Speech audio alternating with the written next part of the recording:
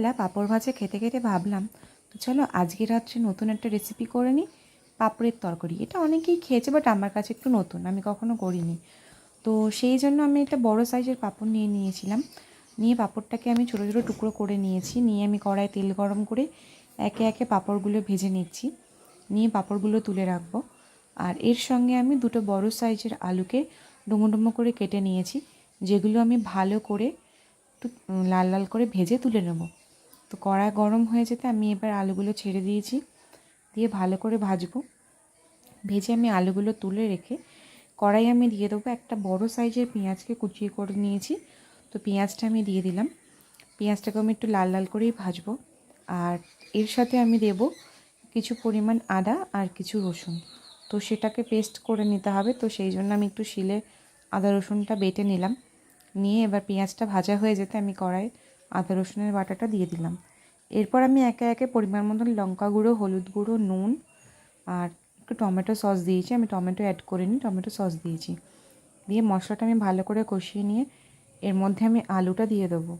আলুটা দেওয়ার পর ভালো করে একটুখানি আলুটা সমেত একটু কষিয়ে নেবো, যাতে মশলাটা একটু মাখা মাখা হয়ে যায়, আলুটাতে একটু নুনগুলো লেগে যায়।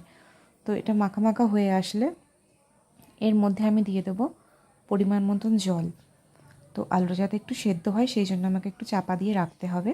আর জলটা পরিমাণ মতনই দেবো, খুব বেশিও না খুব কমও না, কারণ এই তরকারিটা ঝোল হবে না, একটু মাখা মাখাই হবে। তো চলো ঢাকা দিয়ে আমি 10 মিনিট পর আবার দেখব। তো এবার হয়তো আমার আলুটা সেদ্ধ হয়ে গেছে। প্রথমে আমি সেটা একটু দেখে নেব, নিয়ে তারপর আমি এর মধ্যে পাঁপড়গুলো দিয়ে দেবো।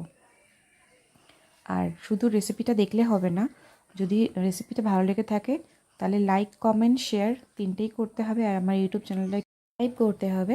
আর আমার ফেসবুক যে পেজটা আছে ওটাও একটু ফলো করে দিও। তোমাদের সাপোর্ট থাকলে তবেই আমি এগোতে পারবো। আর নতুন নতুন রেসিপি, তার সাথে আমার ব্লগ, ডেলি ব্লগ তোমাদের সঙ্গে একটু শেয়ার করতে পারবো। তো চলো, আমি পাঁপড়টা দিয়ে দিয়েছি, দেখতে পাচ্ছ। একটু ভালো করে এটাকে নাড়িয়ে নিতে হবে খুন্তি দিয়ে, যাতে পাঁপড়গুলো ঝোলে একটু মাখা মাখা হয়ে যায়, নইলে পাঁপড়গুলো ভিজবে না। তো পাঁপড়গুলো ভেজা হয়ে গেলে এর মধ্যে আমি অল্প পরিমাণে একটু গরম মশলা গুঁড়ো দিয়ে দেবো, যাতে টেস্টটা একটু ভালো আসে।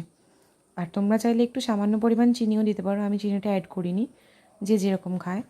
তো চলো, রেসিপিটা ভালো লেগে থাকলে লাইক, কমেন্ট, শেয়ার, আমার ইউটিউব চ্যানেলটা একটু সাবস্ক্রাইব করে দেবে, পেজটা ফলো করে দেবে। সবাই সুস্থ থাকবে, ভালো থাকবে। টাটা সবাইকে।